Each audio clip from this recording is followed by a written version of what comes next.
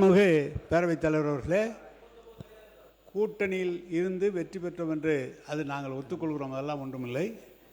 எங்களுடைய கூட்டணியிலிருந்து வெற்றி பெற்றவருடைய ஆதரவோடு தான் நீங்கள் இன்றைக்கு ஆட்சி அமைத்திருக்கிறீர்கள். அதை செஞ்சீங்க. உங்களுக்கு அவ்வளவு ரோசமா தனியா நின்னா அவரை வெளியே அனுப்பிச்சு விட்டு ஆட்சி வந்தீங்க.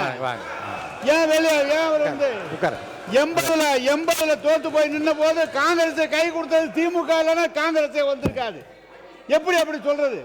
எங்களால் தான் அவங்க வெற்றி பெற்றாங்கன்னு நாங்கள் சொல்கிறோம். இல்லை, அவங்களும் சேர்த்து தான் நீங்கள் வெற்றி பெற்றாங்க. நாங்கள் தனியாக நின்னாங்க, அவங்க எங்களை விட்டுட்டு.